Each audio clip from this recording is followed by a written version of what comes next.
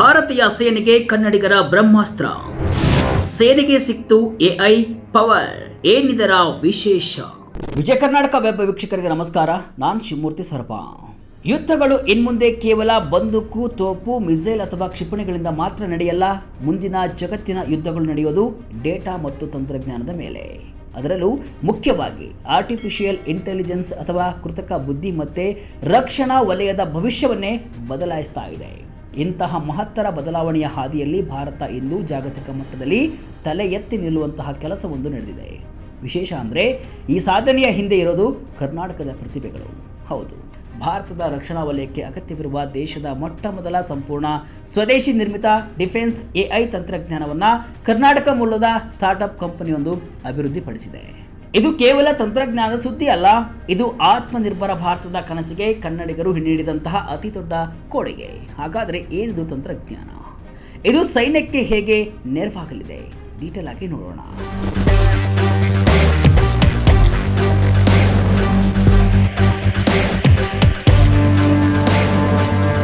ಇತ್ತೀಚೆಗೆ ದೆಹಲಿಯ ಮಾಣಿಕ್ ಶಾ ಸೆಂಟರ್ನಲ್ಲಿ ಆಯೋಜಿಸಲಾಗಿದ್ದ ಪ್ರತಿಷ್ಠಿತ ಚಾಣಕ್ಯ ಡಿಫೆನ್ಸ್ ಡೈಲಾಗ್ ಕಾರ್ಯಕ್ರಮದಲ್ಲಿ ಒಂದು ಐತಿಹಾಸಿಕ ಕ್ಷಣ ದಾಖಲಾಗಿದೆ.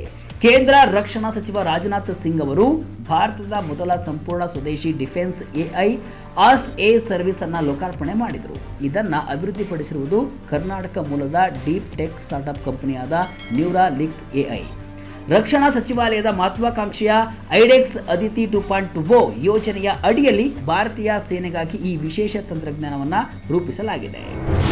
ನ್ಯೂರಾಲಿಕ್ಸ್ ಎಐ ಅಭಿವೃದ್ಧಿಪಡಿಸಿದ ತಂತ್ರಜ್ಞಾನ.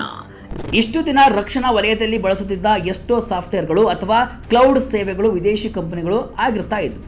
ಯುದ್ಧದ ಸನ್ನಿವೇಶದಲ್ಲಿ ಅಥವಾ ಆಯಕಟ್ಟಿನ ಕಾರ್ಯಾಚರಣೆಯ ಸಮಯದಲ್ಲಿ ವಿದೇಶಿ ಸರ್ವರ್ಗಳ ಮೇಲೆ ಅವಲಂಬಿತವಾಗುವುದು ದೇಶದ ಭದ್ರತೆಗೆ ಅಪಾಯಕಾರಿ. ಆದರೆ ನ್ಯೂರಾಲಿಕ್ಸ್ ಎಐ ಅಭಿವೃದ್ಧಿಪಡಿಸಿರುವ ಈ ತಂತ್ರಜ್ಞಾನ ಸಂಪೂರ್ಣ ಸ್ವದೇಶಿ. ನ್ಯೂರಾಲಿಕ್ಸ್ ಎಐ ಸಂಸ್ಥಾಪಕರಲ್ಲಿ ಒಬ್ಬರಾದ ವಿಕ್ರಮ್ ಜೈರಾಮ್ ಅವರು ಹೆಮ್ಮೆಯಿಂದ ಹೇಳುವಂತೆ ಇದು ಕನ್ನಡಿಗರಿಗೆ ಹೆಮ್ಮೆಯ ವಿಷಯ. ಯಾಕಂದ್ರೆ ಈ ತಂತ್ರಜ್ಞಾನವು ಲಾರ್ಜ್ ಲ್ಯಾಂಗ್ವೇಜ್ ಮಾಡೆಲ್ ಅನ್ನ ಆಧರಿಸಿದೆ. ಸರಳವಾಗಿ ಹೇಳಬೇಕಂದ್ರೆ ಇದು ಸೇನೆಗಾಗಿಯೇ ತಯಾರಿಸಲಾದ ಒಂದು ಅತ್ಯಾಧುನಿಕ ಚಾಟ್ ಜಿಪಿಟಿಯಂತಹ ವ್ಯವಸ್ಥೆ. ಆದರೆ ಇದು ಸಂಪೂರ್ಣವಾಗಿ ಸುರಕ್ಷಿತ ಮತ್ತು ಸೇನೆಯ ಹತೋಟಿಯಲ್ಲಿ ಇರುತ್ತೆ. ಇದು ಸೇನೆಗೆ ಹೇಗೆ ಸಹಕಾರಿ? ಈ ಎಐ ತಂತ್ರಜ್ಞಾನ ಸೈನ್ಯಕ್ಕೆ ಹೇಗೆ ಸಹಕಾರಿಯಾಗಲಿದೆ ಎಂಬುದನ್ನು ಗಮನಿಸಿದರೆ, ಭಾಷಾಂತರ ಮತ್ತು ಸ್ಪೀಚ್ ಇಂಟರ್ಫೇಸ್.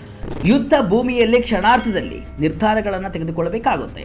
ಸಾವಿರಾರು ಪುಟಗಳ ಮಾಹಿತಿಯನ್ನ, ಗುಪ್ತಚರ ವರದಿಗಳನ್ನ ಈ ಎಐ ಕ್ಷಣ ಮಾತ್ರದಲ್ಲಿ ವಿಶ್ಲೇಷಿಸಿ ಸೇನಾ ಕಮಾಂಡರ್ಗಳಿಗೆ ನಿಖರವಾದ ಮಾಹಿತಿಯನ್ನ ನೀಡುತ್ತೆ.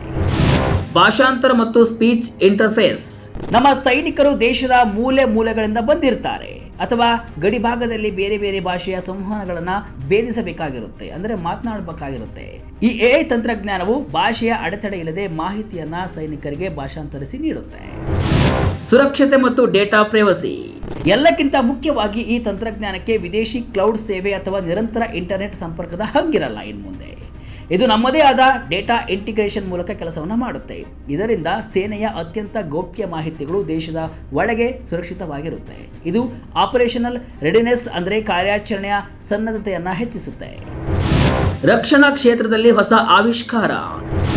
ಆತ್ಮನಿರ್ಭರ ಭಾರತಕ್ಕೆ ಮತ್ತಷ್ಟು ಬಲ.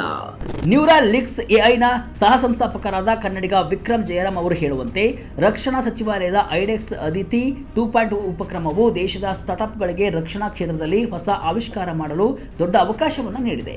ಈ ಅವಕಾಶವನ್ನು ಬಳಸಿಕೊಂಡು ನಾವು ಈ ತಂತ್ರಜ್ಞಾನವನ್ನು ಅಭಿವೃದ್ಧಿಪಡಿಸಿದ್ದೇವೆ. ಭಾರತದ ಆಯಕಟ್ಟಿನ ವಲಯಗಳಲ್ಲಿ ಸ್ವದೇಶಿ ಎಐ ಆವಿಷ್ಕಾರವನ್ನು ಮುನ್ನಡೆಸುವಲ್ಲಿ ನಾವು ಪ್ರಮುಖ ಪಾತ್ರವನ್ನು ವಹಿಸಿರುವುದು ಕನ್ನಡಿಗರಾಗಿ ನಮಗೆ ಹೆಮ್ಮೆಯ ಸಂಗತಿ ಅಂತ ಹೇಳಿದರು. ಇನ್ನು ರಕ್ಷಣಾ ಸಚಿವ ರಾಜನಾಥ್ ಸಿಂಗ್ ಅವರು ಕೂಡ ಇದೇ ಮಾತನ್ನ ಪುನರುಚ್ಚರಿಸಿದ್ದಾರೆ. ಸ್ವದೇಶಿ ರಕ್ಷಣಾ ಎಐ ಅಭಿವೃದ್ಧಿಯು ದೇಶದ ಸೇನಾ ಸಾಮರ್ಥ್ಯವನ್ನು ಬಲಪಡಿಸಿದೆ ಮತ್ತು ಆತ್ಮನಿರ್ಭರ ಭಾರತದ ಪರಿಕಲ್ಪನೆಗೆ ಇದು ದೊಡ್ಡ ಶಕ್ತಿ ತುಂಬಿದೆ ಅಂತ ಅವರು ಶ್ಲಾಘಿಸಿದರು. ಒಟ್ಟಿನಲ್ಲಿ ಇಂದಿನ ಡಿಜಿಟಲ್ ಯುಗದಲ್ಲಿ ಡೇಟಾ ಹೊಸ ತೈಲವಿದ್ದಂತೆ. ಅಂತಹದರಲ್ಲಿ ರಕ್ಷಣಾ ವಲಯದಂತಹ ಸೂಕ್ಷ್ಮ ಕ್ಷೇತ್ರದಲ್ಲಿ ಪರಾವಲಂಬನೆಯನ್ನು ತಪ್ಪಿಸಿ ಸ್ವಾವಲಂಬನೆಯತ್ತ ಹೆಜ್ಜೆ ಇಡುವುದು ಅನಿವಾರ್ಯವಾಗಿತ್ತು. ಕರ್ನಾಟಕದ ಮಣ್ಣಿನ ಪ್ರತಿಭೆಗಳು ನ್ಯೂರಾಲಿಕ್ಸ್ ಎಐ ಮೂಲಕ ಆ ಕೊರತೆಯನ್ನು ನೀಗಿಸಿದ್ದಾರೆ. ಆಮದು ಮಾಡಿಕೊಂಡ ತಂತ್ರಜ್ಞಾನದ ಮೇಲಿನ ಅವಲಂಬನೆಯನ್ನು ಕಡಿಮೆ ಮಾಡಿ ಭವಿಷ್ಯಕ್ಕೆ ಸಿದ್ಧವಿರುವ ಡಿಜಿಟಲ್ ಸೇನೆಯನ್ನು ನಿರ್ಮಿಸಲು ಈ ಕನ್ನಡಿಗರ ಆವಿಷ್ಕಾರ ಬುನಾದಿ ಹಾಕಿದೆ. ಬೆಂಗಳೂರು ಕೇವಲ ಐಟಿ ಹಬ್ ಮಾತ್ರವಲ್ಲ, ದೇಶದ ರಕ್ಷಣಾ ಕೋಟೆಯ ಡಿಜಿಟಲ್ ಕಾವಲುಗಾರನಾಗಿ ಕೂಡ ಬೆಳೀತಾ ಇದೆ ಎನ್ನುವುದಕ್ಕೆ ಇದೇ ಸಾಕ್ಷಿ.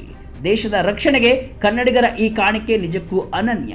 ಮುಂದಿನ ದಿನಗಳಲ್ಲಿ ಇದು ಹೇಗೆ ವರ್ಕ್ ಆಗಲಿದೆ ಎಂಬುದನ್ನು ಕಾದು ನೋಡಬೇಕಿದೆ. ಇದಿಷ್ಟು ಇವತ್ತಿನ ವಿಶೇಷ. ಇದೇ ರೀತಿ ಹಲವು ವಿಶ್ಲೇಷಣೆ, ಮಾಹಿತಿ ಅಷ್ಟೇ ಅಲ್ಲ, ಮನೋರಂಜನೆಯ ವಿಡಿಯೋಗಳಿಗಾಗಿ ವಿಜಯ ಕರ್ನಾಟಕ ವೆಬ್ಸೈಟ್, ಫೇಸ್ಬುಕ್ ಹಾಗೂ ಯೂಟ್ಯೂಬ್ ಪೇಜನ್ನು ಫಾಲೋ ಮಾಡಿ. ಧನ್ಯವಾದಗಳು.